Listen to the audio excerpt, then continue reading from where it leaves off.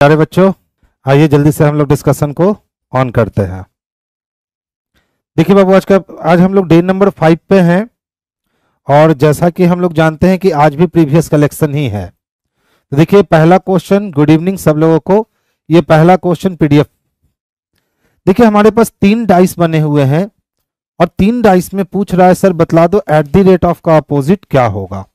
तो अगर ध्यान से अगर हम देखें तो इसमें एट द रेट है, इसमें एट द रेट है, लेकिन at the rate star common है, तो ये इसके लिए एंड रिस्पॉन्सिबिलिटी लेगा, यानी इस दोनों से मिलाकर हम एट द रेट का फाइनल नहीं कर सकते हैं। तो फिर देख लो इस दोनों में एंड कॉमन है ना। तो एंड से किधर जाने पर, तो क्लॉकवाइज जाने पर। अब इससे एंड से क्लॉकवाइज चलेंगे तो हैश मिलेगा, यानी आंसर क्या हो जाएंगे, तो ऑप्शन नंबर डी हो जाएंगे जो सबसे परफेक्ट आंसर है। विष्णु जी सी नहीं लगाना था बाबू, सी किसके लिए था, तो एंड के लिए सी होता। देखो बाबू क्या कहता है, सबसे पहले ध्यान से सुनिएगा। आज बीपीएससी में बच्चों का एग्जाम हुआ, 6 to 9 वाले का एग्जाम हुआ, और यहाँ जितने भी सर लोग पढ़ाएं उन सारे लोग का परफॉर्मेंस जो था वो काफी बेस्ट था। बच्चे बहुत क्वेश्चन अच्छे से बना करके आए हैं। तो बहुत सारे शिक्षकगण जो आज हैं वो थोड़े से उधर वाले शेड्यूल में बिजी हो गए हैं, जिसके कारण आशीष सर भी आपकी क्लास आज नहीं ले पाए क्योंकि सर उधर बिजी है। ठीक है, तो चलिए आज हम भी थोड़ा सा जल्दी खत्म करेंगे। आम दिन के बनिस्पत आज हम लोग कोशिश करेंगे कि जल्दी जल्दी खत्म करके लैब को खाली कर दे, इसकी काम है। ठीक है, चलिए ध्यान से देखिएगा क्या बोलना है। देखिए जब एक दर्पण को दाईं ओर रखते हैं, तो दर्पण को दाईं ओर रखोगे भैया तो ये वाले ट्रायंगल तो सबसे पहले घूम जाएगी, ये और ये वाला ऑप्शन जो है ना ये कैंसिल हो गया। अब देख लो ये वाली एरो जो है वो ऐसे ही रह जाएगी, लेकिन ये एरो नीचे आ जाएगा और नीचे ये एरो कुछ इस तरह से दिखने वाला है। अब देख लो इसमें खत्म हो गया, इसमें बच गया। तो ऑप्शन नंबर सी इसके लिए आंसर कर लो, इससे ज्यादा सोचने की जरूरत नहीं है। नेक्स्ट वन देखिए। अच्छा देखिए ये अच्छा क्वेश्चन था। 8 को हमने 4 से गुना किया तो 8 चको कितने हो गए भैया, तो 32 हो गए ना। और इस 3 को हमने माइनस कर लिया तो 32 में 3 अगर माइनस किया तो 29 मिल गए। सेम काम क्या किया कि हमने 11 को 7 से मल्टीप्लाई किया तो 11 सत्ते 77 हो गए बोलो, और 77 में से हमने 6 को माइनस कर लिया। जब 77 में से 6 माइनस करेंगे 71 आएगा, आ गया। सेम काम करो, 14 को किससे मल्टीप्लाई करके 3 माइनस कर दे कि 67 आएगा, उसके लिए 70 चाहिए। तो 14 को 5 से गुना कर दो, 14 पचे 70 हो जाएंगे, और 70 में जैसे ही आप -3 करोगे आपके आंसर 67 ऊपर मिल जाएंगे। इसका मतलब इस वाले प्लेस पे 5 चाहिए और 5 हमारा ऑप्शन नंबर डी में स्पष्टता दे रखा है। तो आंसर हम लोग ऑप्शन नंबर डी को लगाएंगे जो सबसे बेटर आंसर है। आगे चले, चलिए ध्यान से देखिएगा। अच्छा बाबू देख तो P का वैल्यू 16, इसका वैल्यू 19, यानी 3 बढ़ गए। 10 से 17 होने के लिए 7 बढ़ गए, 5 से 8 होने के लिए 3 बढ़ गए, और 2 से 9 होने के लिए 7 बढ़ गए। यानी कोडिंग से डिकोडिंग वाले हिस्से में, यानी एनालॉगी के इस हिस्से से इस हिस्से में जाने में +3 +7 बढ़ रहे हैं। अच्छा 12 में अगर आप 3 ऐड कर लेते हो तो 12 3 15 मिलेंगे। 18 में आपको 7 ऐड करने हैं तो 18 7 25 मिल जाएंगे। इसी तरह 3 में 3 ऐड करोगे तो 3 3 6 यानी एफ मिल जाएगा, और 20 में 7 करोगे तो 27 यानी ए मिल जाएगा। Y O Y F A चाहिए, O Y F A option number B में दिख रहा है, तो ऑप्शन नंबर बी हमारे लिए सबसे बेस्ट आंसर हो गया। नेक्स्ट देखिएगा। देखिए ए का अपोजिट क्या होता है जी, तो ए का अपोजिट जेड होता है, और z का वैल्यू बाबू कितना होता है रे, तो 26 होता है। अब इसी तरह से h की बात करें तो h का अपोजिट क्या होता है, तो s होता है, और s का वैल्यू बाबू कितना होता है, तो 19 होता है। यानी कि अपोजिट वैल्यू को यूज कर रहा है। तो जब अपोजिट वैल्यू को यूज कर रहा है तो f के लिए u आएगा और u का वैल्यू 21 हो जाएगा। ठीक है, अब a के लिए z होगा जिसका वैल्यू 26, s के लिए h होगा यानी इसका वैल्यू 8 होगा, H के लिए S होगा यानी इसका वैल्यू 19, I के लिए R हो गया यानी इसका वैल्यू 18, O के लिए L हो गया यानी इसका वैल्यू 12, N के लिए M हो गया यानी इसका वैल्यू 13, यानी अंतिम में 13 बस एक ही ऑप्शन में दिख रहे हैं। तो देख लो 21 26 81, उसके बाद 91 81 2 113, ऑप्शन नंबर कितने हो गए, तो सी हो गए। सारे प्रीवियस पेपर हैं आपके एग्जामिनेशन में पूछे गए हैं, ठीक है। देख लो ये वाली क्वेश्चन तो है ना बहुत ही अच्छी क्वेश्चन है। ABCDEF यानी 6 लोग हैं, क्रमांक वाले 6 घोड़े एक घुड़सवार दौड़ में भाग ले रहे हैं। रेस ट्रैक पर घोड़ा C घोड़ा A और घोड़ा E के बीच में खड़ा है। तो रेस ट्रैक की अगर बात करें तो कोई घोड़ा C है जो घोड़ा A और घोड़ा E के बीच में खड़ा है। हम बता नहीं सकते हैं कि A पहले होगा कि E पहले होगा, वाइस वर्सा केस लगाकर छोड़ दिए। इस प्रकार खड़ा है कि वे दोनों इसके ठीक बगल में खड़े हैं, ठीक है। फिर कहता है घोड़ा D किसी भी किनारे पर नहीं है, यानी कि घोड़ा D ना तो 1 नंबर पे है और ना ही घोड़ा D जो है वो 6 नंबर पे है। कैंसिल हो गया D का पोजीशन। फिर देख लो क्या कहता है, घोड़ा B घोड़ा E के दाईं ओर। अब बताओ अगर हम E को ऊपर रखते तो इसके नीचे नहीं रख सकते।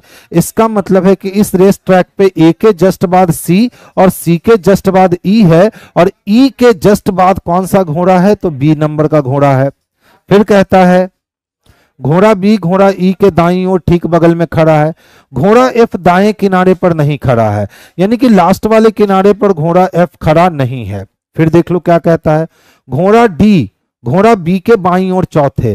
तो B के बाईं ओर पहला दूसरा तीसरा और चौथा किसके लिए पोजीशन है, तो घोड़ा D के लिए। याद है ना घोड़ा D 1 नंबर पे नहीं है, तो 1 2 3 4 5 हो गए और F को अंतिम में नहीं रखना है। इसका मतलब ये 6 ये 5 ये 4 ये 3 ये 2, तो अब बच गया भैया कौन, 1। तो एक अंतिम में F को नहीं रख सकते हैं तो F को फर्स्ट में रख सकते हैं। पूछा बाएं सिरे पर कौन खड़ा है, तो देखिए हम लोग दायां सिरा इसको मान रहे हैं, तो बायां सिरा ये है, यानी बाएं सिरे पे F खड़ा है और F किस में दे रखा है, तो ऑप्शन नंबर B में दे रखा है। तो आंसर हम लोग B नंबर को बनाएंगे। ऑफिस का नंबर बाबू देखिए वो जो नीचे स्लाइड चलता रहेगा ना उस पे आपको ऑफिस का नंबर रोटेट होता रहेगा, ठीक है। आप वहां से ऑफिस का नंबर नोट डाउन कर लोगे। देख बच्चा 4 डाइस दिए गए हैं और क्या पूछता है, सर बतला दो हमें कि कौन सा रंग उस फलक के विपरीत सतह पर होगा जिस पर ब्लैक लिखा हुआ है। तो सबसे पहले हम ढूंढते हैं भैया ब्लैक हो कहां, तो एक ब्लैक यहां है। अच्छा और ब्लैक कहां हो, तो एक ब्लैक यहां है। यहां ब्लैक को जानने वाला ब्लू और येलो है। अब देखो तो एक साथ ब्लू येलो है क्या, तो इस वाले से कंपेयर करें तो ब्लू येलो इसमें भी और ब्लू येलो इसमें भी। अब रूल क्या कहता है कि जब एक ही पासे को आप 2 बार घुमाओगे तो दोनों में जो भी सिंगल सिंगल एलिमेंट होंगे वो एक दूसरे के अपोजिट होंगे अगर 2 एलिमेंट कॉमन दिखे। तो इसमें आपके येलो ब्लू है, इसमें भी आपके येलो ब्लू है, इसका अकेला ब्लैक है, इसका अकेला ऑरेंज है, यानी ब्लैक का अपोजिट ऑरेंज हो जाएगा जो ऑप्शन नंबर C पे है। नंबर नहीं है, ठीक है, मैं क्लास से निकलते समय आपको नंबर यहां लिखवा दूंगा, ठीक है। कौशल कौशल बाबू यहाँ का ऑफिस का नंबर सेंड कर दो तो बच्चों को ऑफिस का नंबर सेंड कर दीजिए ना। कोई अनुज जी है उनको ऑफिस का नंबर चाहिए, मिल जाएगा बाबू, बस सभी मिल जाएगा। देखिए पूछता दी गई आकृति में कितने आयत हैं, तो ध्यान से देखोगे 1 2 3 हॉरिजेंटल बॉक्स की संख्या 3, 1 2 3 वर्टिकल बॉक्स की संख्या 3, इधर से जोड़ लो 1 + 2 + 3, तो 3 2 5 5 1 6 मिल गए इधर से, और इधर से भी जोड़ लो 1 + 2 + 3, तो 3 2 5 1 6 मिल गए। अब हॉरिजेंटल वाले और वर्टिकल वाले को आपस में गुना कर दो, तो 6 6 की कितने हो गए, 36 हो गए। तो यहाँ आयत की संख्या 36 है। अगर मान लो इसी में पूछता है कि सर आयत नहीं बताओ आप वर्ग बतलाओ, आयत नहीं बतलाओ आप क्या बतलाओ, वर्ग बतलाओ, तो इस स्थिति में हम लोग क्या करते कि 1 का स्क्वायर + 2 का स्क्वायर और + 3 का स्क्वायर कर देते। तो 1 का स्क्वायर 1, 2 का स्क्वायर 4, 3 का स्क्वायर 9, 9 1 10, 10 और 4 14 हो गए, यानी कि 14 वर्ग मिल जाते। लेकिन आयत को निकालने का ये तरीका है, हॉरिजॉन्टल वाले को जोड़ लीजिए सारे को, वर्टिकल वाले को जोड़ लीजिए सारे को और आपस में दोनों को गुना कर दीजिए, आपके आयत निकलकर स्पष्ट रूप से आपके सामने आ जाएंगे। नेक्स्ट वन देखोगे, देखिए अवध पश्चिम की ओर 20 मीटर चला, तो अवध जो है ना वो वेस्ट में कितना चलता है बाबू, तो 20 मीटर चलता है। फिर वो बाएं मुड़ता है तो वेस्ट से बायां मुड़ने का मतलब साउथ में जाएगा और 10 मीटर चलता है। फिर वो बायां मुड़ा तो साउथ से बायां मुड़ने का मतलब ईस्ट में जाएगा और वो 10 मीटर चलता है। अब वो दाएं मुड़ता है तो ईस्ट से दायां का मतलब साउथ में मुड़ेगा और कितना चलेगा तो 10 मीटर चलेगा। और फिर वो दाएं मुड़ता है तो साउथ से दायां मुड़ने का मतलब है कि वो कहाँ मुड़ेगा तो साउथ से दायां मुड़ने का मतलब वेस्ट में मुड़ेगा। अब ये कितना चलेगा तो 10 किलोमीटर चलेगा। ठीक है, अब कहता है कि रुक जाता है, उसके आरंभ बिंदु के सापेक्ष में अंतिम बिंदु किस दिशा में है। तो देखिए ईस्ट से यहां 10 कट गए ना, यानी अब आरंभ बिंदु से अंतिम बिंदु किस दिशा में है तो क्या क्या बचा हुआ है तो साउथ वेस्ट बचा हुआ है, यानी साउथ वेस्ट आंसर हो जाएगा option number B. South west answer हो जाएंगे ऑप्शन नंबर बी। ध्यान से देखोगे आप फिगर भी बना सकते हो। मैं सबसे पहले पश्चिम में चला 20 मीटर, उसके बाद मैं बाईं ओर मुड़ता हूं और चलता हूं 10 मीटर, फिर पुनः मैं बाईं ओर मुड़ता हूं और बाईं ओर मुड़ के चलता हूं 10 मीटर। अब फिर से मैं क्या करता हूं कि अपने दाईं ओर मुड़ता हूं और चलता हूं 10 मीटर और फिर से मैं अपने दाईं ओर मुड़ करके 10 मीटर चल करके रुक जाता हूं। ये मेरा प्रारंभिक बिंदु रहा और ये मेरा अंतिम बिंदु रहा। पूछी गई है, क्वेश्चन में पूछे गए हैं कि प्रारंभिक बिंदु से अंतिम बिंदु, तो प्रारंभिक बिंदु से अंतिम बिंदु आने के लिए अगर हम सामने जाएंगे साउथ, इस सामने जाएंगे वेस्ट और इस बिंदु पे आने के लिए हमें साउथ वेस्ट में जाने पड़ेंगे। वही हम लोगों ने यहां निकाला कि हमारा आंसर क्या होना चाहिए सर, तो साउथ वेस्ट होना चाहिए। देखिए तो बीच में जेड आ गया है, क्या हम एक्स वाई जेड रख सकते हैं? X Y Z X Y, X Y Z X Y, X Y Z X Y, X Y Z X Y, बिल्कुल रख सकते हैं। बाहर क्या निकला? Z X Y, Y Z, Z X Y, last में वाई चाहिए, खत्म। Z X Y, Y Z Z X Y, option number C इसके लिए परफेक्ट और सुटेबल आंसर हो गया। तो हम लोग आंसर किसको लगाने वाले हैं तो ऑप्शन नंबर सी को लगाने वाले हैं। नेक्स्ट वन देखिए, लंच ब्रेक के दौरान ABCDEFGH नामक 8 सहकर्मी, तो 8 लोग बैठे हैं और एक वृत्ताकार मेज पर बैठे हैं। सबसे पहले 8 बना लो और एक वृत्ताकार मेज बनाकर और सारे लोग का फेस केंद्र की ओर रख लो। अब कहता है बी, जी और डी दोनों के बगल में बैठा है, तो बी ऐसा व्यक्ति है जिसको एक तरफ से जी और एक तरफ से डी ने कवर कर रखा है, यानी वाइस वर्सा केस चलने वाला है। उसको क्लू मत बनाओ, अनफिक्स क्लू करके छोड़ दो। फिर देखो क्या कहता है, सी, ए और जी दोनों के बगल में है, तो कोई सी ऐसा व्यक्ति है जिसको एक तरफ से ए और एक तरफ से जी ने कवर कर रखा है, यानी ए और जी के बीच में सी आया तो इसके साथ भी वाइस वर्सा केस लग जाएगा। आगे चलते हैं। एच बी के बाईं ओर तीसरे स्थान पे है, पहला फिक्स क्लू दिया गया कि एच सर बी के बाईं ओर, तो जहां भी बी को रखेंगे उसके लेफ्ट में पहला, दूसरा और तीसरा, हम लोग किसको जगह देंगे तो एच को जगह देंगे। अब देख लो क्या कहता है, ई ए के ठीक बगल में नहीं बैठा, यानी ई और ए कभी भी साथ नहीं बैठ सकते हैं, तो हमने क्रॉस कर लिया।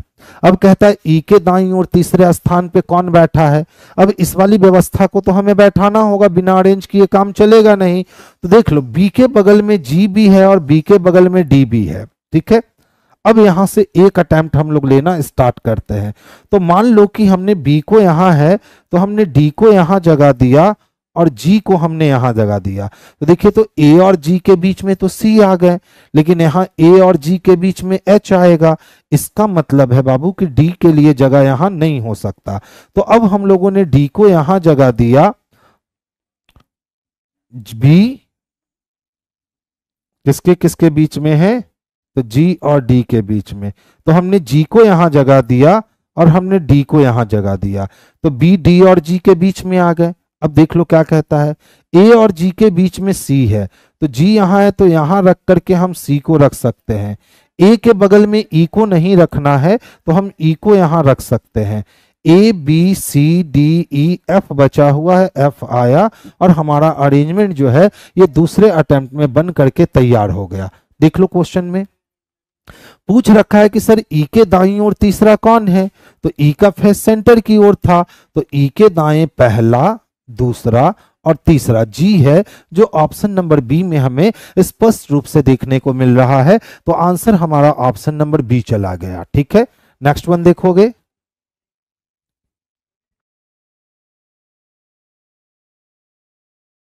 देखिए, ए प्लस बी का अर्थ है कि ए बी का पति है, तो प्लस के पहले जो भी आएगा वो पति बन जाएगा। और ए माइनस बी का अर्थ है कि बी ए की बहन है, यानी माइनस के बाद जो आएगी वो बहन कहलाएगी। ए इंटू बी का अर्थ है ए बी की माता है, तो इंटू के पहले जो भी आएगी वो मां बनेगी। और ए डिवाइडेड बाय बी का मतलब है बी ए का बेटा है, डिवीजन के बाद जो आएगा वो बेटा बन जाएगा। यानी इस वाले क्वेश्चन में कुछ रिलेशन फॉरवर्ड दिए गए हैं और कुछ रिलेशन बैकवर्ड दिए गए हैं।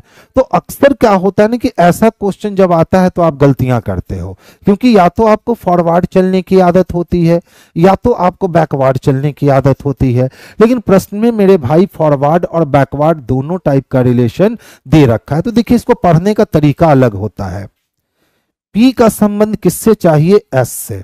तो ध्यान से समझिएगा, हम एस से चलते हुए पी तक जाएं कि हम पी से चलते हुए एस तक जाएं, इसका डिसीजन हमेशा साइन करेगा। तो देखिए, प्लस किसके लिए है? तो फॉरवर्ड के लिए। इनटू किसके लिए है? तो फॉरवर्ड के लिए। माइनस किसके लिए है? तो बैकवर्ड के लिए। और डिवीजन किसके लिए है? तो बैकवर्ड के लिए। यानी यहां दो साइन फॉरवर्ड दे रखा है और दो साइन बैकवर्ड दे रखा है। अब हमें जिधर से मर्जी है हम उधर से चलेंगे, हमारा काम होगा। तो ध्यान से देखो, अच्छा हम बेटे हैं ना, किसके बेटे हैं? क्यू के, और क्यू बहन है टी की। तो जब हम बेटा हैं क्यू का, तो क्यू मेरी मम्मी हो गई, और मेरी मम्मी का भाई या मेरी मम्मी की बहन, तो मम्मी का भाई मामा या मौसी। यानी एस जो है वो टी को क्या कहने वाला है? तो या तो मामा कहने वाला है या तो मौसी कहने वाला है। अब देखिए, मामा या मौसी के आगे इंटू है, तो मामा या मौसी की जो मम्मी होगी वो नानी होगी, यानी एस जो है ना वो आर को नानी कहेगा। और नानी के पहले नानी का पति है, तो नानी का पति नाना हो गया, यानी एस जो है वो पी को क्या कहने वाला है? तो नाना कहने वाला है। नाना किस में दे रखा है? तो ऑप्शन नंबर ए में दे रखा है स्पष्ट रूप से। तो आंसर हमारा ऑप्शन नंबर ए होगा। गुड इवनिंग बाबू, नेक्स्ट वन देखोगे। चलिए देखिए, कहता है कि सभी गायक नर्तक हैं। जितने भी गायक थे, जितने भी गायक थे, ये सभी गायक क्या थे? तो सभी गायक नर्तक थे। फिर कहता है कोई नर्तक पलंबर नहीं है, यानी नर्तक की दुश्मनी किससे हो रही है बच्चा? तो पलंबर से हो रही है। अच्छा ध्यान से देखोगे तो इनके बीच भी 100% की दुश्मनी बनती है और इनके बीच भी 100% की ही दुश्मनी बनती है। तो जब दो बीन के बीच में 100% की दुश्मनी बनती है, यानी पॉजिटिव कंक्लूजन गलत हो जाएंगे। अब देख लो क्या कहता है, कोई पलंबर गायक नहीं है। तो पलंबर और गायक के बीच में 100% दुश्मनी है, क्योंकि पलंबर की दुश्मनी नर्तक से है और नर्तक के अंदर ही गायक है, तो पलंबर की दुश्मनी गायक से भी होगी, यानी पहला सही है। अब देख लो, कहता है कुछ गायक पलंबर हैं।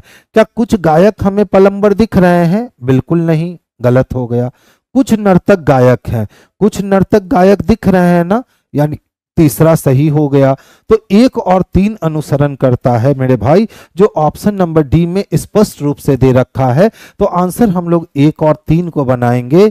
शिवानगी ने आंसर दे दिया था, रंजन ने भी आंसर दे दिया था। पहले सी फिर डी, रंजन दो आंसर देगा रे बच्चा।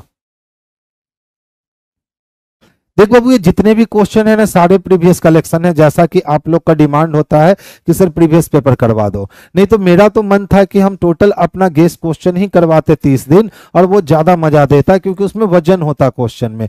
प्रीवियस पेपर में सारे क्वेश्चन वजनदार नहीं हो सकते हैं। ठीक है, देखिए एक ही पासे को 3 बार घुमाया है, एट द रेट का अपोजिट माना है, इसमें एट दी रेट के साथ स्टार भी कॉमन है।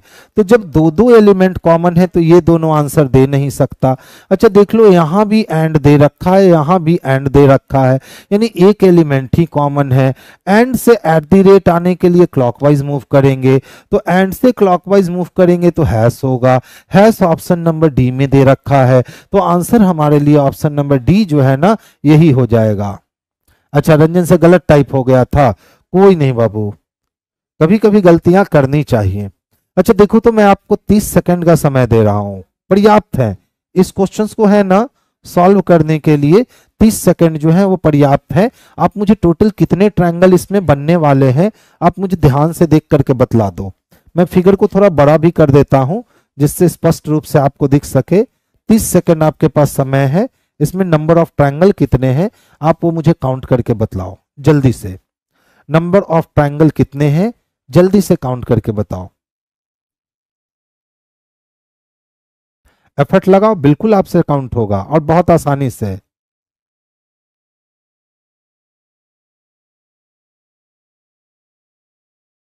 अच्छा, आप क्लास बाद में देख पाते हैं दिनेश जी? कोई नहीं बाबू। देखिए विष्णु का सबसे पहला जवाब आया कि सर इसके लिए ऑप्शन नंबर डी होगा। और भी कोई है जो विष्णु जी के बात को काट सकते हैं? एसआरएम ने कहा कि सर 26 ट्रायंगल इसमें आएंगे। ठीक है, अतुल ने कहा 25 आएंगे। बाबू खुश रहिए। चलिए देखिए मैं काउंट करता हूं। देखिए ट्रायंगल का रूल बड़ा इजी होता है, ध्यान से अगर काउंट करोगे ना तो एक बार में काउंट होगा। यहां से 3 मिलेगा क्या? तो यहां से भी 3 मिल जाएंगे तो 3 3 6 हो गए। यहां से भी 3 मिल जाएगा तो 6 3 9 हो गए। और यहां से भी 3 मिल जाएगा तो 9 3 12 हो गए। अभी तक कितने ट्रायंगल मिल चुके? तो 12 ट्रायंगल मिल चुके, याद रखना। अब 12 के बाद देखो यहां से 3 मिलेंगे तो 12 3 15। यहां से 3 मिलेंगे तो 12 3 15, 15 3 18। और यहां से भी 3 ही मिलेंगे तो 18 और 3 कितने हो गए? तो 21। यानी टोटल ट्रायंगल अभी हमारे पास 21 हो चुके हैं। अब देखो इस वाले ट्रायंगल को अगर आप काउंट करोगे तो ये रहा हमारा 22 नंबर का ट्रायंगल। इसी तरह यहां से इसको काउंट करोगे तो ये रहा हमारा 23 नंबर का ट्रायंगल। और यहां से इसको काउंट करोगे तो ये रहा हमारा 24 नंबर का ट्रायंगल। तो अभी तक हमें 24 ट्रायंगल तो मिल गए। अब ऊपर और नीचे मिलने के बाद हमने इस ट्रायंगल को अभी तक काउंट नहीं किया है तो ये एक और ट्रायंगल निकल करके आया बाहर जो हम लोगों को दे करके जाएगा कितना? तो 25 नंबर का ट्रायंगल। और इसके आगे ट्रायंगल बन नहीं रहा है, यानी इसमें ट्रायंगल की संख्या कितनी हो गई? तो 25 हो गई। यानी ऑप्शन नंबर डी जो है यही इसके लिए सबसे बेस्ट आंसर है।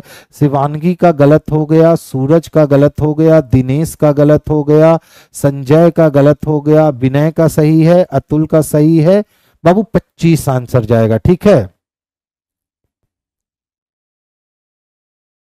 काउंट करने में समय भी लगता है, एग्जाम निकालने में भी तो मेरे भाई समय लगता है।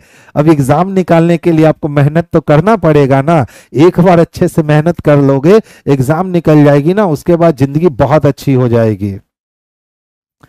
अच्छा देखो तो एकदम सिंपल सा क्वेश्चन कहता है उस वेन आरेख का चयन कीजिए जो संगीत वाद हो, यानी म्यूजिकल इंस्ट्रूमेंट ढोल और बांसुरी के बीच का संबंध दर्शाता है।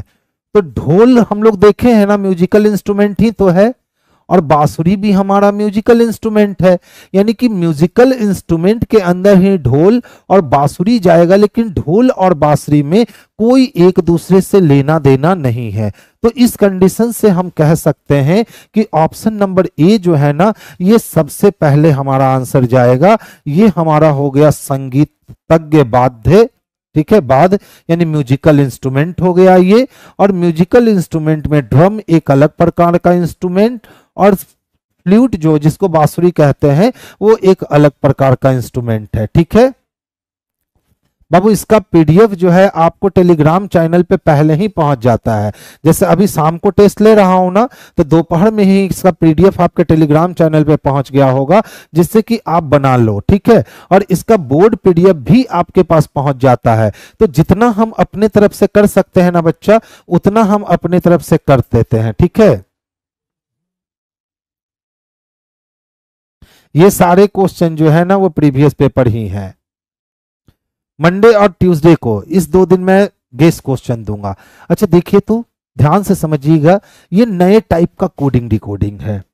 ठीक है, 2018 के पहले इस टाइप के कोडिंग डिकोडिंग नहीं पूछे जाते थे, लेकिन अभी वर्तमान समय में हम लोग पिछले 3-4 साल से देख रहे हैं कि कोडिंग डिकोडिंग लगातार जो है ना वो अपने क्वेश्चंस के रेंज को बढ़ाता जा रहा है। तो इस वाले का रूल अगर ध्यान से समझोगे तो देखिए, टी से छोटा एस है, एस से छोटा आर, आर से छोटा ओ से पहले एन से एल से आई ई ए, यानी हम कह सकते हैं कि सर कोडिंग से डिकोडिंग करने के लिए रिवर्स अल्फाबेटिकली ऑर्डर में लेटर को अरेंज कर दिया गया। क्या किया गया? कोडिंग से डिकोडिंग करने के लिए रिवर्स अल्फाबेट ऑर्डर में डिजाइन कर दिया गया। तो अभी ये 2 तरीके से कर रहा है, 2 नहीं एक्चुअली 4 तरीके से। आप चारों तरीके से रूबरू हो जाओ। पहला तरीका रिवर्स अल्फाबेट में अरेंज किया, दूसरा तरीका अल्फाबेट में अरेंज करेगा, तीसरा तरीका कॉन्सोनेंट को पहले और वॉवेल को बाद में अरेंज करेगा, चौथा तरीका वॉवेल को पहले और कॉन्सोनेंट को बाद में अरेंज करेगा। अब यहाँ पे कॉन्सोनेंट को अल्फाबेट में और वॉवेल को रिवर्स अल्फाबेट में, या कॉन्सोनेंट को रिवर्स अल्फाबेट में और वॉवेल को अल्फाबेट के क्रम में अरेंज कर सकता है। यानी इसी क्वेश्चंस को हम लोग 6 अलग अलग टाइप में बांटकर बना सकते हैं और ये 6 टाइप पूछे जा रहे हैं। तो अभी उसमें से हमने आपको एक टाइप दिखाया जिसमें रिवर्स अल्फाबेट के ऑर्डर में सिस्टम को अरेंज कर दिया गया। तो देखो, अगर इसको हम रिवर्स अल्फाबेट के ऑर्डर में अरेंज करने की कोशिश करेंगे तो सबसे अंतिम में ए आएगा, इसमें ए नहीं है, इसमें ए नहीं है। अब देख लो, ऑप्शन से ही चल दो। यू से पहले टी, टी से पहले एस, एस से पहले पी, पी से पहले ओ, ओ से पहले एन, एन से पहले एल, एल से पहले आई, आई से पहले ई, ई से पहले सी, सी से पहले ए, बी हो गया। यहाँ पे रिवर्स अल्फाबेटिकल में नहीं जा रहा है क्योंकि यहाँ पे माजरा गड़बड़ हो गया है। तो ये वाली ऑप्शन कट गई और ऑप्शन नंबर बी जो है यही हमारे लिए आंसर हो गया। रीजनिंग का 90% क्वेश्चन सॉल्व हो जाता है सर, वही 10% आपको रिजल्ट दिलाएगा ना। ठीक है, खास करके सिटिंग अरेंजमेंट, इस टाइप के जो ब्लड रिलेशन के क्वेश्चंस होते हैं, आपके एनालॉजी के कुछ क्वेश्चन बहुत बेहतरीन होते हैं, खास करके फिगर काउंटिंग वाले क्वेश्चन, लॉजिकल रीजनिंग, इस सब पे आप जैसे जैसे अपना पकड़ बनाओगे, अपना कमांड बनाओगे, वैसे वैसे आप एग्जाम के करीब पहुंचते जाओगे।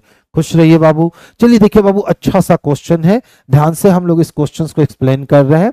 कहता है y1z का मतलब है कि y z की बहन है, यानी 1 के पहले जो आएगी ना वो बहन कहलाएगी, और यहाँ 2 के पहले जो आएगा वो पति कहलाएगा, और यहाँ 3 के पहले जो आएगी वो पुत्री कहलाएगी, और यहाँ 4 के पहले जो आएगी वो माता कहलाएगी, और यहाँ 5 के पहले जो आएगा वो भाई कहलाएगा। यानी पूरा का पूरा रिलेशन जो दे रखा है वो फॉरवर्ड रिलेशन दे रखा है। तो जब फॉरवर्ड रिलेशन दे रखा है और यहाँ वाट डाल दिया गया है, अच्छा क्वेश्चन है, और पूछा गया सी सर एल की संतान है, तो सी एल का बेटा भी हो सकता है या सी एल की बेटी भी हो सकती है, लेकिन एल का संतान बनना पड़ेगा। अब बोला भैया हम 4 ऑप्शन रख दिए हैं, किस ऑप्शन का चयन करोगे कि सी एल का संतान होगा? तो देखिए, पहले ओ से लेकर के एल तक का रिलेशन स्थापित कर लीजिए। तो अगर हम ओ हैं तो 1 हमारा क्या हो जाएगी, तो एम हमारी बहन हो जाएगी, और हमारे बहन की जो माँ है वो जी है, तो बहन की माँ हमारी भी माँ हो गई ना, और हमारी माँ के पति हो गए 2, तो माँ के पति एल हो गए। तो ओ के माँ का पति एल है, यानी ओ का पप्पा एल है। अगर ओ सी का भाई या बहन हो गया तो सी के भी पप्पा एल हो जाएंगे और सी इसका संतान हो जाएगा। तो भाई और बहन के लिए या तो हम 1 का चयन कर सकते हैं या तो हम 5 का चयन कर सकते हैं। अगर सी की बहन ओ बन जाए तब भी सी एल को पापा कहेगा, और अगर सी का भाई ओ बन जाए तब भी सी एल को पप्पा कहेगा।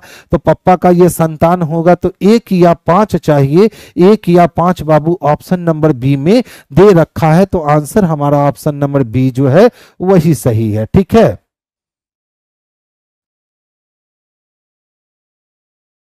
क्लास चलते चलते प्रचार आता है, क्या करे, कुछ देर के बाद स्किप करने का समय दिया जाता है, तो जैसे ही वो कुछ देर के बाद आए आप उसको स्किप कर सकते हो। ठीक है, अब वो YouTube का देन है, हम वहां कुछ नहीं कर सकते हैं। देखिए 19 नंबर क्वेश्चन कितना खूबसूरत क्वेश्चन है। 2, 2, 4, 2, 6, 2, 8 लोग हैं, एक वर्गाकार मेज के केंद्र की ओर मुख करके बैठे हैं, इनमें 4 लोग कोने पर बैठे हैं और 4 लोग जो है ना बाबू वो भुजा की मध्य में बैठे हैं। कैसे बैठे हैं? तो 4 लोग भुजा के मध्य में बैठे हैं और 4 लोग कोने पर बैठे हैं। अब सरलता इस क्वेश्चन की ये है कि सारे लोग का जो फेस है ना वो सेंटर के ओर ही है, यानी कि सारे के सारे लोग जो हैं वो सेंटर को ही देख रहे हैं। ठीक है, अब जैसे जैसे क्वेश्चन में कहा गया है वैसे वैसे आप इसका काम कर दोगे। कोई बताएगा पीडीएफ कहां मिलेगा? बाबू पीडीएफ टेलीग्राम चैनल पे मिलेगा। पीडीएफ भेजे थे कौशल, इसका कहां मिलेगा बच्चे को बता दो। ठीक है, मैसेज कर दो कि कहां पे किस साइट पे कैसे जाना होगा, पूरा फुल एक्सप्लेन करके लिख दो। और रोज कम से कम 1-2 बार ये चीज नोटिस कर दिया करो बच्चों को, ताकि उनको दिक्कत ना हो। देखिए बाबू क्या कहता है, डी मेज के किसी एक भुजा के मध्य में बैठा है। तो डी जब भुजा के मध्य में बैठा है तो हमने डी को बैठा लिया। अब कहता है डी और ई के बीच में केवल एक व्यक्ति बैठा है सर। तो डी और ई के बीच में मेरे भाई जब केवल एक व्यक्ति बैठा है तो या तो ई का पोजीशन यहां बनने वाला है या तो ई का पोजीशन यहां बनने वाला है। यानी ई के लिए अभी 2 कंडीशन है, दोनों में से एक कंडीशन सही होना है और एक कंडीशन जो है ना वो गलत होना है। छोड़ दो, आगे चल दो। एल ई के दाईं ओर ठीक बगल में है। अब ई को यहां रखेंगे तब भी एल को रख सकते हैं और ई को यहां रखेंगे तब भी एल को रख सकते हैं। कोडिफिकेशन कर लो कि जहां भी ई बैठेगा उसके जस्ट दाईं ओर एल बैठेगा। आगे चल दो। एल के दाईं ओर गिने जाने पर एल और एम के बीच में 3 लोग हैं, यानी एल के दाईं ओर जाओगे तो 1 2 3 गैप करने के बाद चौथे प्लेस पे एम आएगा। अभी तक फिक्स नहीं हुआ है, आगे चलो। आर एल के ठीक बगल में बैठा है और आर और एल जो है ना वो कैसे बैठे हैं तो साथ में बैठे हैं। चलिए, एस वाई के बगल में ठीक बाईं ओर है और जहां भी वाई होगा उसके बाईं ओर बगल में कौन होगा? एस होगा। जेड के दाईं ओर तीसरे स्थान पे कौन बैठा? अब जितना भी क्लू हमारे पास था वो सारे के सारे क्लू जो है यहां रखे गए हैं। अब ध्यान से देखोगे तो एल के जब ई के जस्ट दाएं एल बैठना है और एल के बगल में आर को भी बैठना है तो एल के बगल में आर रख सकते हैं, ये तीनों एक साथ आएगा। अब यदि हम ई को इस प्लेस पे जगह दे तो एल को रख सकेंगे लेकिन आर को नहीं रख सकेंगे। इसका मतलब ई का ये पोजीशन खत्म हो गया और ये का ई पोजीशन कंप्लीट हो गया। ई के जस्ट बाद एल है और एल के जस्ट बाद आर है। अब देख लो, कहा कि एल और एम के बीच में 3 व्यक्ति हैं तो 1 2 3 व्यक्ति इधर छोड़ करके हम एम को यहां रख सकते हैं या 1 2 3 व्यक्ति छोड़ेंगे तब भी हम एम को यहीं रखेंगे। अब क्या कहता है, एस के तुरंत दाएं वाई बैठा है। एस यहां बैठाओगे वाई बैठेगा नहीं, एस बैठाओगे वाई बैठेगा नहीं, लेकिन एस को यहां बैठाओगे तो इसके दाएं में वाई बैठ जाएगा। यानी बेहतरीन और बहुत ही अच्छा क्वेश्चन है। देखिए क्या कहता है, जेड, तो जेड तो यहीं बैठना है ना। अब पूछता है सर जेड के दाईं ओर तीसरा कौन बैठा है? तो भैया जेड तो केंद्र की ओर देख रहा है तो इसके दाएं पहला दूसरा और तीसरे पोजीशन पे आर बैठा है और आर हमारा किस में दे रखा है? तो ऑप्शन नंबर डी में दे रखा है। अब सोचिए, जिन लोगों को सिटिंग बनाने की आदत है वो लोग इसको बहुत इजीली बना लेंगे, लेकिन जिन लोगों को सिटिंग बनाने की आदत नहीं है, जो सिटिंग में अच्छे नहीं है, ये क्वेश्चन कुछ नहीं करेगा, सेंटर पे उनका गला घोंट देगा और इस क्वेश्चन में बच्चे लग जाएंगे 2 मिनट 3 मिनट और अपना पूरा एग्जाम बर्बाद कर लेंगे। तो सिटिंग अरेंजमेंट की प्रैक्टिस अभी आपको करनी चाहिए, उससे बहुत सारे क्वेश्चन जो है आप बहुत ही कम समय में बना सकते हो। चलिए देखिए, नेक्स्ट क्वेश्चन भी अच्छा है, ध्यान से समझोगे क्वेश्चन क्या कह रहा है। एक प्राइवेट लिमिटेड कंपनी ने वित्तीय लेखा विवरणों में कुछ गंभीर और महत्वपूर्ण गलतियां पाई।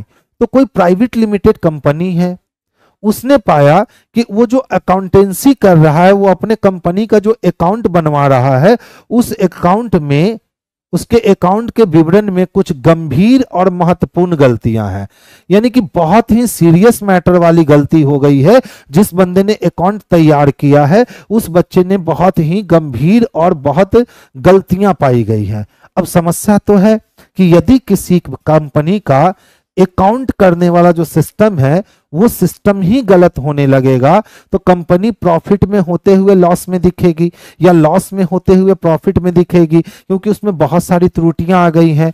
तो इस संबंध में कहता है कि सर एक्शन क्या लोगे, तो हमेशा उपयुक्त एक्शन लेना है, सरल एक्शन लेना है। देखो क्या कहता है, उस प्राइवेट लिमिटेड कंपनी के खातों में गलतियों का मूल कारण खोजने और उपचारात्मक कार्यवाही का सुझाव देने के लिए विशेषज्ञों की एक टीम नियुक्त की जानी चाहिए।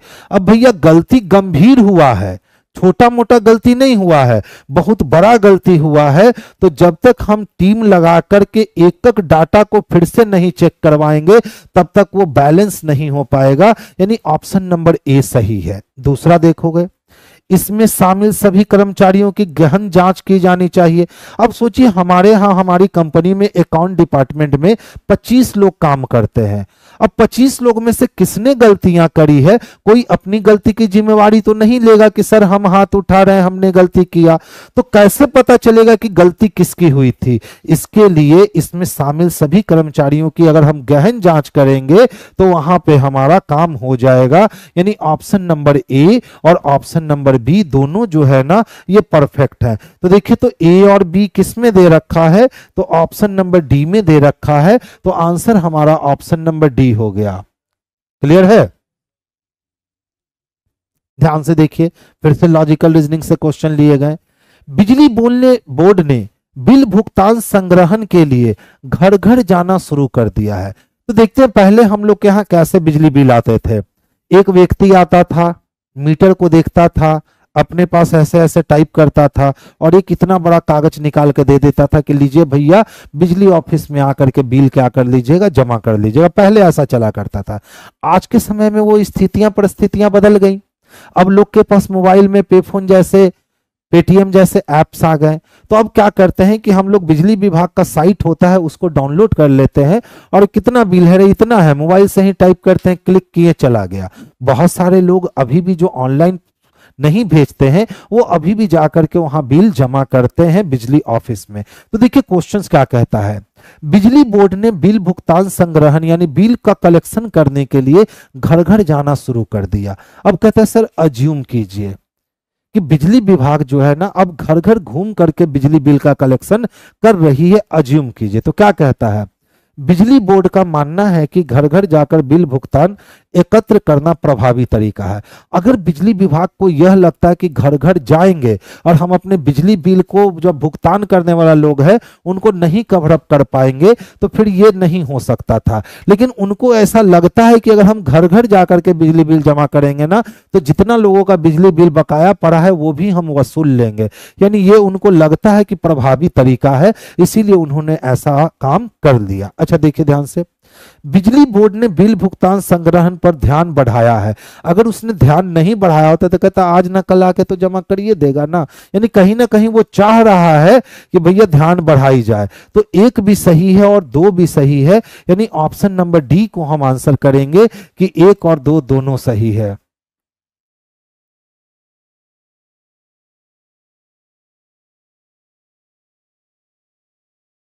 कोई नहीं दानिश जी, बस रीजनिंग अच्छे से बन रही है तो जल्दी से सफल होकर के बाबू दिखाइए। जब आप हमसे 900 किलोमीटर दूर रह करके आप हमसे पढ़े हो और हमसे पढ़ करके मिस कर रहे हो मुझे, इसका मतलब भी है कि आप रीजनिंग पे मेहनत किए हो। क्योंकि हमेशा शिक्षक की मेहनत ही नहीं काम आती है, बच्चों का मेहनत सर्वोपरि होता है। शिक्षक तो सारे मेहनत करते हैं, लेकिन साथ में अगर बच्चे मेहनत करने लगते हैं ना शिक्षक के, तो फिर समझ लीजिए कि आप जैसे बच्चे निकल के आते हैं जो शिक्षक को मिस करते हैं, क्योंकि उनको पता होता है कि उनका ये सब्जेक्ट बहुत स्ट्रांग हो चुका है और इसकी मदद से वो रिजल्ट में स्कोर कर सकते हैं। तो बाकी आपके जो छोटे मित्र बंधु हैं आप उनको भी ये सजेशन दीजिए कि वो भी आपकी तरह मेहनत करें। यहाँ तो आजकल बच्चे ऐसे हो गए हैं कि 4 कदम दूर अब्सेंट कर जाते हैं। आज 4 दिन आएंगे, 5वां दिन गायब हो जाएंगे। ठीक है, और आप सोचिए 900 किलोमीटर दूर रह करके भी आप अभी हमारे लिए यहाँ पे खड़े हैं, इससे बढ़िया बात नहीं हो सकती है।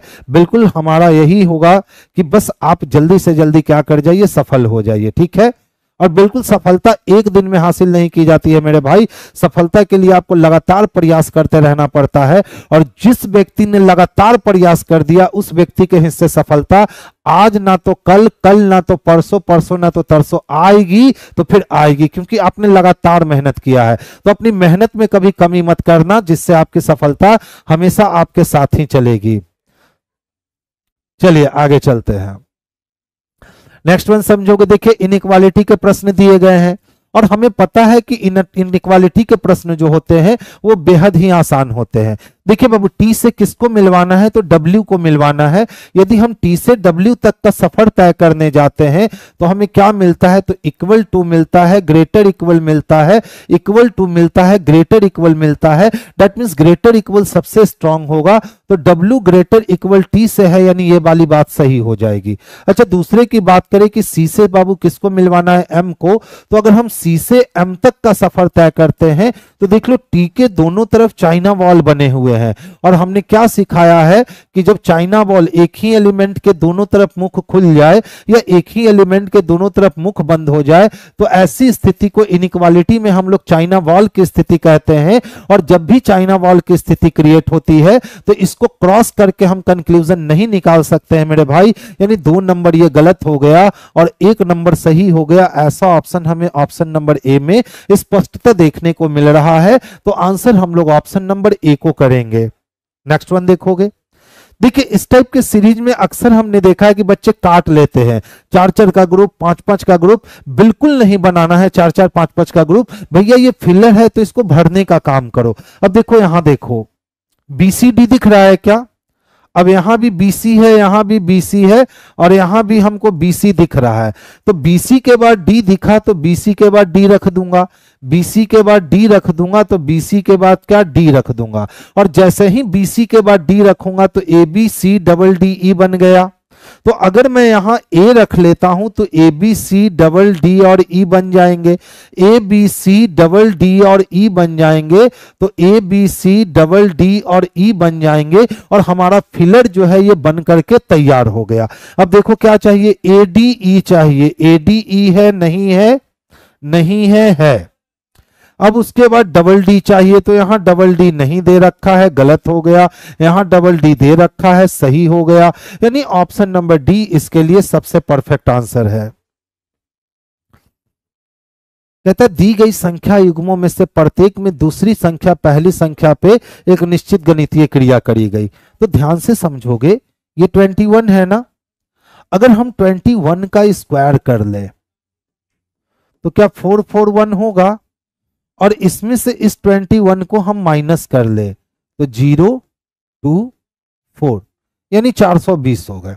अच्छा फिर से देखिए तो 17 है ना, तो अगर हम 17 का स्क्वायर कर ले तो हमारा 289 हो जाएगा। और 289 में अगर हम 17 को माइनस कर लेते तो 9 में से 7 गया, 2 बचे, 8 में से 1 गया, 7 बचे, और ये 272 आ जाएंगे, आ गए हैं। अच्छा इसी तरह से अगर हम 15 का स्क्वायर करते हैं तो 15 का स्क्वायर बाबू 225 होता है, और 225 में अगर हम इसी 15 को माइनस कर ले तो 210 आना चाहिए। अब देख लो यहां क्या दे रखा है? 208 दे रखा है, यानी यही अलग है क्योंकि उसमें 210 आने चाहिए, वहां 208 दे रखा है, तो वो गलत है। ठीक है, आगे चलिए नेक्स्ट क्वेश्चन की ओर मूव करेंगे। ध्यान से देखिएगा, इस टाइप का जो क्वेश्चन है ना, इसको हम लोग ग्रुपिंग कहते हैं। इसको क्या कहते हैं? इस टाइप के क्वेश्चंस को तो ग्रुपिंग कहा जाता है। ये क्वेश्चंस 80 और 90 के दशक में, खास करके 80 के दशक में, ये क्वेश्चन रेलवे में बहुलकता के साथ पूछे जाते थे, यानी हर दूसरे तीसरे एग्जाम में एक क्वेश्चन ऐसा ग्रुपिंग का होता था। लेकिन 2000 के दशक में ऐसे क्वेश्चन रेलवे में बहुत कम देखे गए। तो अब जब इस क्वेश्चंस को कम देखे गए मार्केट में, 20 साल तक ये क्वेश्चन मार्केट से लगभग आउट ही रहा। समझ लीजिए कि कभी कदाल 1-2 बार दिया, नहीं तो लगभग आउट ही रहा। तो बहुत सारे लोग जो है ना इसको पढ़ाना भी छोड़ दिए। अचानक से 2018 आया, और 2018 वाले एग्जाम में इस टाइप के कई क्वेश्चन जो है एग्जामिनेशन में पूछ लिए गए। अब बच्चे क्या हुआ ना कि बच्चे इस क्वेश्चंस को अरेंज करने में लग गए, क्योंकि उनको लगा कि भैया ये तो पजल का प्रश्न है। तो बच्चे जो थे अबोध थे, पजल की तरह इस क्वेश्चंस को सॉल्व करने लगे, और ये क्वेश्चन पजल की तरह बिल्कुल नहीं बनता है क्योंकि ये पजल है भी नहीं। बहुत सारे लोग इसको पजल में ही पढ़ा देते हैं, लेकिन ये पजल है ही नहीं। तो आखिर है क्या? तो ये ग्रुपिंग है। ठीक है, आपको समूहीकरण करना है। तो इस टाइप के क्वेश्चंस के लिए करना क्या होता है ना, कि जब भी टीम का चयन करना हो तो आप यहां से पढ़ते जाइए और अपने ऑप्शंस में देखते जाइए। ऑप्शन से इस प्रश्न को बनाओगे ना तो जल्दी बन जाएगा। और अगर इस पूरे फॉर्मेट को आप बैलेंस करके कोशिश करोगे बनाने की तो बहुत समय लग जाएंगे, और हो सकता है ये बैलेंस करने में आपको कई मिनट लग जाए। तो इस टाइप को मिनट कम करने के लिए ध्यान से समझिए। देखिए क्या कहता है, कहता है कि प्रत्येक संख्याएं में कम से कम एक छात्र होना चाहिए। तो मेरे पास प्रत्येक संख्याएं में क्या था, तो वाणिज्य था, विज्ञान था और कला था। 3 बैडमिंटन खिलाड़ी ABC थे वाणिज्य संख्याएं से, PQR थे विज्ञान से, और JKL थे कला से। अब इन शर्तों के अनुसार 4 बैडमिंटन खिलाड़ियों का चुनाव करना है। यानी सारे में, वाणिज्य में भी 3 बैडमिंटन खिलाड़ी, कला में भी 3 बैडमिंटन खिलाड़ी, और विज्ञान में भी 3 बैडमिंटन खिलाड़ी। यानी इतने, यानी 3 3 6 3 तिहाई 9 में से 4 गो का ही चयन करना है। तो चयन की शर्त देखिए क्या कहता है, प्रत्येक संख्याएं से कम एक छात्र होना चाहिए। तो देख लो, A, Q, R और J।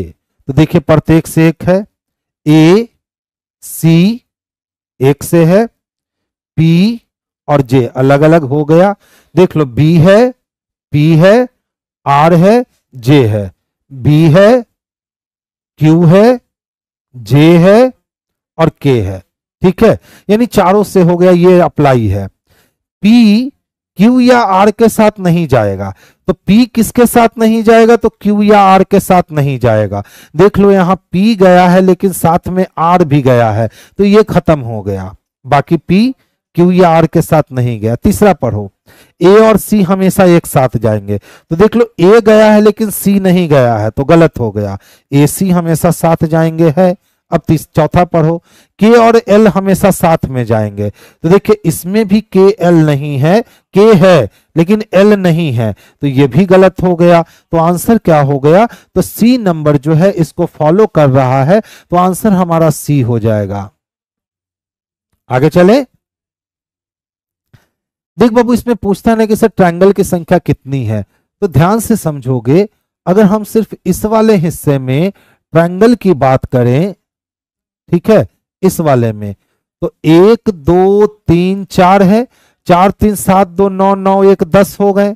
तो जब यहां से 10 मिला तो यहां से भी 10 और यहां से भी 10, तो 10 तिया 30 हो गए। ये अंदर वाला एक 31 हो गया, और ये बाहर वाला एक को अगर मिला देंगे तो 32 हो जाएगा। यानी इसमें टोटल ट्रायंगल की संख्या 32 हो जाएगी, जो ऑप्शन नंबर बी में हमें स्पष्ट रूप से देखने को मिल रहा है। तो आंसर हमारा ऑप्शन नंबर बी चला जाएगा।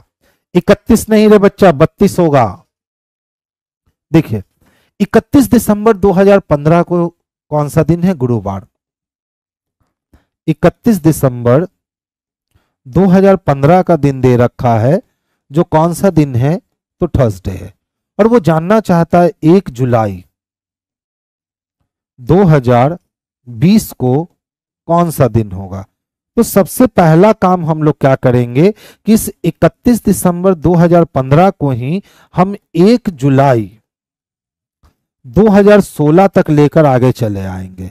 ठीक है, तो देखो दिसंबर तो खत्म हो गए ना, जनवरी पूरा 3 दिन देगा, फरवरी 0 देगा, मार्च 3 दिन देगा, अप्रैल 2 दिन देगा, मई 3 दिन देगा, जून 2 दिन देगा, और जुलाई में 1 तक जाना है तो 1 3 3 6 6 1 7 खत्म, 2 2 4 4 3 7 खत्म।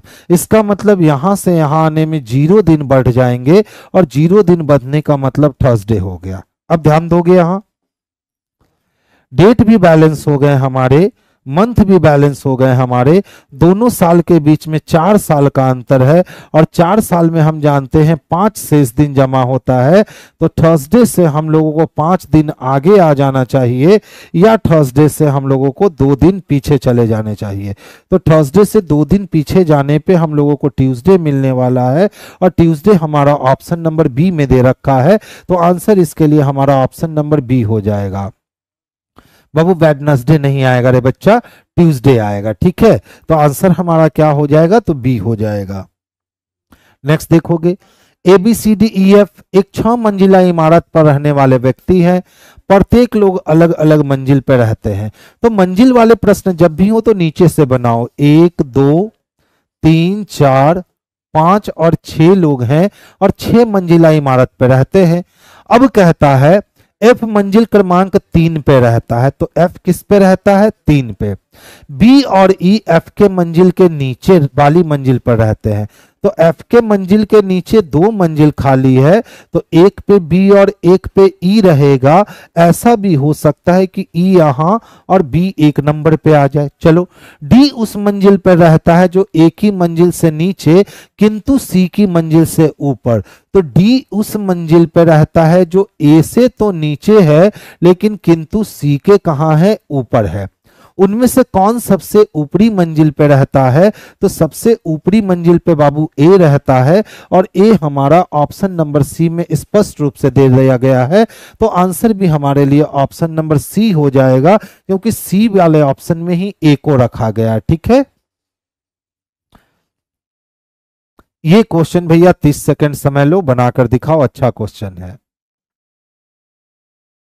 बिल्कुल आप 30 सेकंड समय ले सकते हो, कोई दिक्कत नहीं है, लेकिन इसको बनाकर दिखाओ। 27 फिर से, सचिन कुमार जी रुक जाइए बाबू, मैं लास्ट में आपको 27 फिर से बतला दूंगा। ठीक है,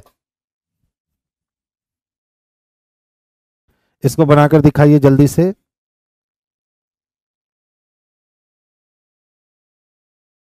एकदम आसान सा क्वेश्चन है, थोड़ा सा। सचिन अभी तो बताया बाबू, पेशेंस रख, अंतिम में 27 नंबर बताऊंगा।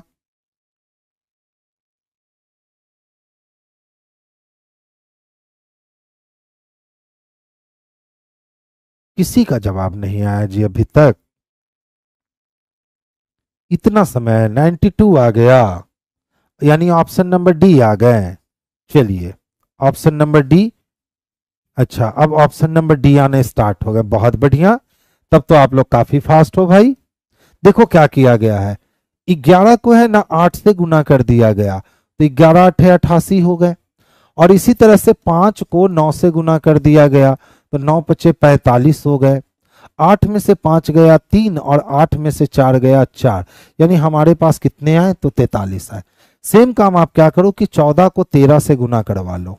ठीक है, तो देखो 14 28 14 तिया 42, 42 के लिए 2, हाथ में बचे 4, 14 एकम 14 और 4 कितने हो गए? तो 18, यानी टोटल 182 हो गए। अब 9 को 10 से गुना कर दो, तो 9 को 10 से गुना करोगे तो 9 दहिया 90 हो जाएंगे, और 180 में से 90 घटा लोगे तो 92 आएंगे। बहुत अच्छा जवाब, यानी आंसर क्या हो जाएगा? तो ऑप्शन नंबर डी हो जाएगा, जो सबसे बेस्ट और सबसे परफेक्ट आंसर है। बहुत बढ़िया। नेक्स्ट वन देखेंगे। देखिए, ये क्वेश्चन पहले बैंकिंग में पूछे जाते थे, इसको डिसीजन मेकिंग कहते हैं। ठीक है, पहले ये पीओ में 10 नंबर के पूछे जाते थे, उसके बाद ये क्लर्क में पूछे जाने लगे 5 नंबर के, लेकिन पीओ और क्लर्क ने इसका साथ छोड़ दिया, अब रियर केस में पूछे जाते हैं। तो रेलवे ने 2018 में इसको गोद ले लिया। ठीक है, तो देखिए ध्यान से समझिएगा। कहता है दी गई जानकारी का ध्यानपूर्वक अध्ययन करें और पूछे गए प्रश्नों का उत्तर दें। सचिन को 27 नंबर क्वेश्चन बताना है, मुझे याद है। प्रशासन ने स्कूल के शिक्षक के चयन के लिए निम्नलिखित मापदंड निर्धारित किए हैं, उम्मीदवार को निम्नलिखित मापदंडों को पूरा करना चाहिए। तो 4 मापदंड दिए गए हैं। 4 मापदंड क्या है? कम से कम 50% अंकों के साथ आप ग्रेजुएट हो, एक अर्ह शिक्षा स्नातक की डिग्री हो, 1 जुलाई 2021 को उसकी आयु 21 वर्ष से कम और 32 वर्ष से अधिक नहीं होनी चाहिए। शिक्षा में पारा स्नातक उम्मीदवार के लिए स्कूल बोर्ड ऊपरी आयु की सीमा की छूट देगा। ठीक है, ये 4 कंडीशन दिए गए हैं सिलेक्शन के लिए। अब देख लो क्या कहता है। राहुल वर्मा एक प्रतिष्ठित स्कूल में पढ़ा रहे हैं, वो प्रथम श्रेणी स्नातक है। तो जब प्रथम श्रेणी स्नातक है यानी उन्होंने 60% लाया है, तो हमारा डाटा नंबर 1 कवर हो गया। फिर कहता है जब उन्होंने पिछले स्कूल में शिक्षक के रूप में नौकरी शुरू की थी, उन्होंने बीएड भी किया था। जब उन्होंने बीएड किया था, इसका मतलब अर्ह शिक्षा स्नातक डिग्री भी उनके पास है। अब सिर्फ इतना ही कह रखा है, अभी हमारे पास 2 डाटा की कमी है। इससे ना तो राहुल वर्मा का डेट ऑफ बर्थ हमको पता चला है और ना तो शिक्षा में पारा स्नातक है कि नहीं है, ये हमें जानकारी नहीं मिली है। तो जब ये जानकारी हमारे पास है नहीं, इसका मतलब डाटा हमारे पास अपर्याप्त है। तो हम क्या पहला कहता उम्मीदवार की नियुक्ति नहीं की जानी चाहिए, तो तब नहीं की जानी चाहिए थी जब कोई डाटा वो पूरा नहीं करता। यहाँ तो डाटा ही अधूरा है, तो हम कहेंगे दिए गए आंकड़े निर्णय लेने के लिए पर्याप्त नहीं है, यानी ऑप्शन नंबर बी इसके लिए सबसे परफेक्ट और सबसे सुटेबल आंसर बनेगा। इजी काम होता है, इसमें ज्यादा मेहनत करना नहीं होता है। हाँ, ये वाली क्वेश्चन अच्छी है, आप 30 सेकंड हमसे समय ले लो, लेकिन आप इस क्वेश्चन को हमें सॉल्व करके दिखाओ। 30 नंबर क्वेश्चन अच्छी है।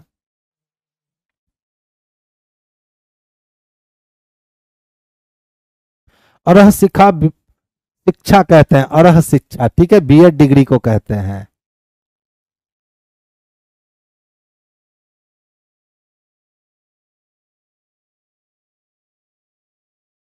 आपका भी बी आया, बहुत बढ़िया। देख तो बाबू कुछ नहीं किया ना, इस जीरो को पकड़ लिया और जीरो का स्क्वायर कर दिया और इसमें एक जोड़ दिया गया, तो कितने मिल गए? एक। अब वो क्या किया कि इस एक का स्क्वायर कर दिया और इसमें प्लस एक कर दिया, तो अब कितने मिल गए? दो। अब फिर से उसने दो को पकड़ा और दो का स्क्वायर करके एक जोड़ दिया, तो अब कितने मिल गए? तो पांच। अब फिर से उसने पांच को पकड़ा और पांच का स्क्वायर करके एक जोड़ दिया, तो पांच का स्क्वायर करके एक जोड़ा तो 26 हो गया। तो अब वो आगे क्या करने वाला है कि 26 का स्क्वायर करके और वो एक जोड़ने वाला है, तो 26 का स्क्वायर की बात करें तो 676 आएगा, ठीक है, और प्लस एक इसमें कर देंगे तो 677 हो जाएंगे। देख लो तो 676 किसमें है? तो ऑप्शन नंबर ए में दे रखा है, तो आंसर हमारा ऑप्शन नंबर ए हो गया। वाह, आप लोग तो बहुत फास्ट आंसर दे दिए। देखिए, पुनीत, कमल, रोहित, शीतल, ताबिर और उमेश, यानी 2 4 2 6 लोग एक बहुमंजिला इमारत में रहते हैं। कमल उस मंजिल के ठीक नीचे वाली मंजिल पर रहता है जिसपे उमेश रहता है, यानी जहां भी बच्चा उमेश रहने वाला है उसके जस्ट नीचे वाले मंजिल की बात करें तो उस मंजिल पे कमल रहने वाला है, ठीक है, 2 मंजिल का काम हो गया। फिर कहता है शीतल उस मंजिल के ठीक नीचे वाली मंजिल पर रहती है जिस पे कमल रहता है, और कमल के जस्ट नीचे वाली मंजिल पे शीतल है। लीजिए 3 कमरे हो गए बुक। फिर कहता है ताबिर उन मंजिल के नीचे किसी एक मंजिल पर रहता है जिसपे कमल और शीतल रहते हैं, तो कमल और शीतल के नीचे ही किसी मंजिल पर किसको आना है? तो ताबिर को आना है, ताबिर को, ठीक है। अब शीतल के जस्ट नीचे होगा कि शीतल के 2 नीचे होगा मालूम नहीं है। फिर आगे चलते हैं, लेकिन वो उस मंजिल के ऊपर की किसी एक मंजिल पर रहता है जिसपे पुनीत रहता है, तो ताबिर से ऊपर कौन रहता है? लेकिन वो उस मंजिल के ऊपर रहता है जिस मंजिल पर कौन रहता है? तो पुनीत रहता है, यानी ताबिर जो है ना बाबू वो पुनीत से ऊपर रहेगा। ताबिर उस मंजिल के ठीक नीचे वाली मंजिल पर रहता है जिस पे रोहित, और ताबिर उस मंजिल के नीचे रहता है जिस पे रोहित, यानी ताबिर के जस्ट ऊपर कौन रहने वाला है? तो रोहित रहने वाला है। चलिए आगे चलते हैं। फिर कहता है रोहित उस मंजिल के ठीक नीचे वाली मंजिल पर रहता है जिस पे शीतल रहती है। सारे अरेंज हो गए। अब शीतल के नीचे कौन आना है? तो रोहित को आना है। रोहित के जस्ट नीचे कौन है? तो ताबिर है, और ताबिर के नीचे कौन है? तो पुनीत है। कितने लोग थे हमारे पास? तो 6 लोग। 1 2 3 4 5 6 लोग हो गए। पूछता है सबसे ऊपरी मंजिल पे कौन रहता है? तो सबसे ऊपरी मंजिल पे बाबू उमेश रहता है, यानी ऑप्शन नंबर डी जो है ना यही इसके लिए सबसे बेस्ट आंसर है, ठीक है। देख लो, पी से बच्चा किसको मिलवाना है? टी को मिलवाना है, और यहां देख रहे हैं कि पी के पास साइन का मुख खुला है, तो जब स्टेटमेंट में पी के पास ग्रेटर का मुख है तो कंक्लूजन में पी लेसर हो ही नहीं सकता। जैसे हम यदि आपसे बड़े हैं तो पूरी दुनिया में हम कहीं भी चले जाएं हम आपसे बड़े ही रहेंगे। तो यहां देखो, यहां पी बड़ा था ना, तो पी कहीं भी चला जाए वो हमेशा टी से बड़ा ही मिलेगा। यहां पी को छोटा बना दिया गया है, यानी ये गेम ओवर हो गया। एन से किसको मिलवाना है? तो जेड को मिलवाना है। अच्छा देख लो, तो n से जब z को मिलवाना है तो n किसको जानता है, m को, और m किसको जानता है, z को, यानी कि z को ग्रेटर होना पड़ेगा n से, z ऑलरेडी ग्रेटर है n से, यानी सही हो गया। तो केवल 2 नंबर अनुसरण जो है ना वही आंसर करता है, तो इसके लिए आंसर 2 हो जाएंगे।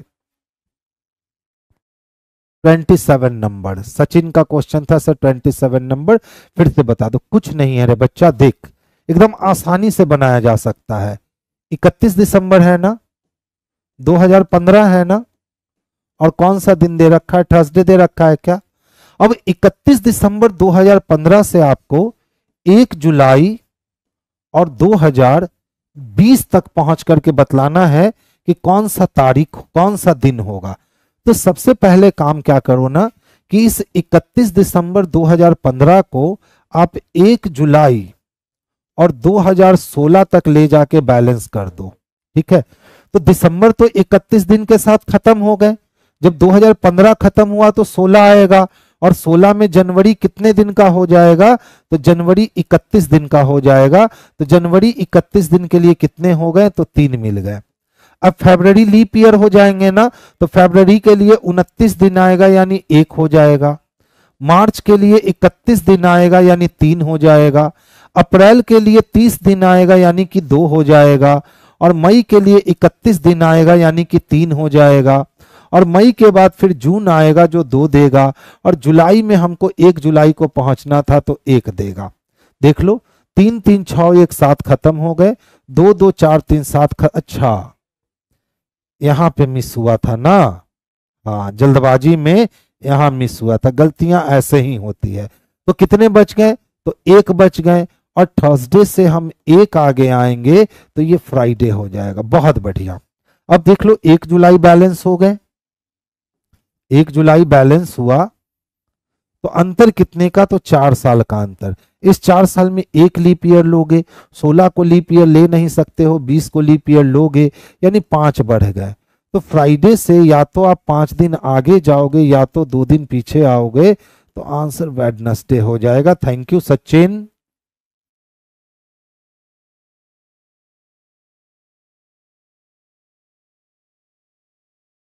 तो आज की सभा हम लोग यहीं, अच्छा रवीश कह रहे 30 को भी बता दो सर, 30 में क्या था भैया।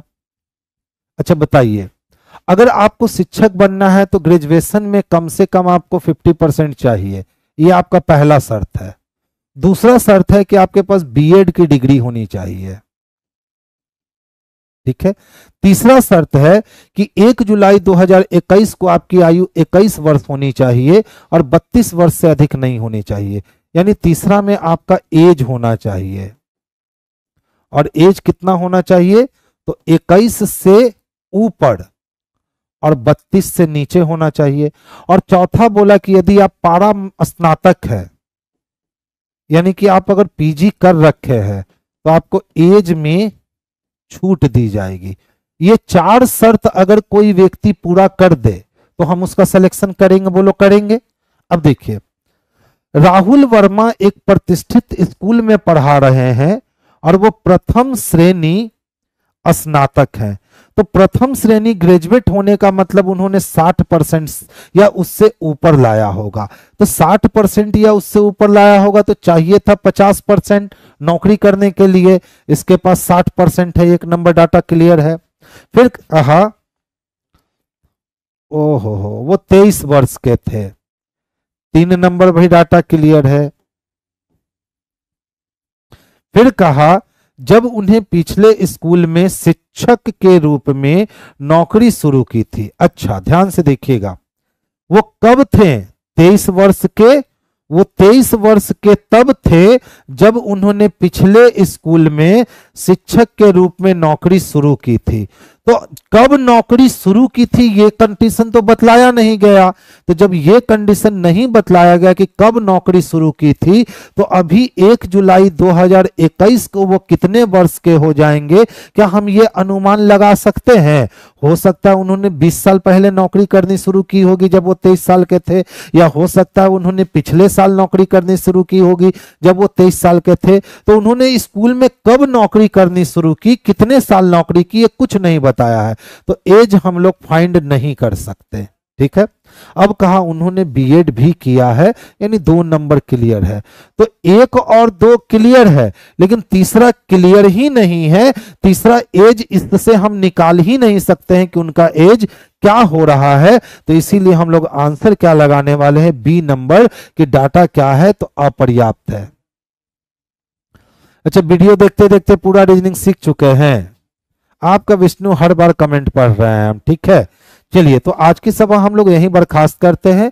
हमारी नेक्स्ट मुलाकात जो है अब वो मंडे को होगी। और बाकी जो बच्चे पटना में हैं, ठीक है, या आसपास में हमारे हैं, कल किसान कोल्ड स्टोरेज में नीचे वाले हॉल में 1 बजे से 3 बजे तक एक टॉपिक का भंडारा चलने वाला है। वो क्लास आपकी ऑफलाइन मोड में ही चला करती है। तो कल सैटरडे को आप 1 2 3 आना ना भूलें। पीएम में किसान कोल्ड स्टोरेज में कल हम लोग एक टॉपिक का एकदम बिल्कुल कहता है ना कि स्टार्ट करेंगे और खत्म करेंगे। 2 से 2.5 घंटे 3 घंटे ये बैच चलेगी और एक टॉपिक हम लोग इसको कल फिनिश करेंगे, ठीक है। तो चलिए बच्चों, आज की सभा हम लोग यहीं बर्खास्त करते हैं। गुड नाइट सभी बच्चों को। और बाकी इसको थोड़ा सा लाइक कीजिए, शेयर कीजिए लोगों के साथ, ठीक है। चलिए, गुड नाइट।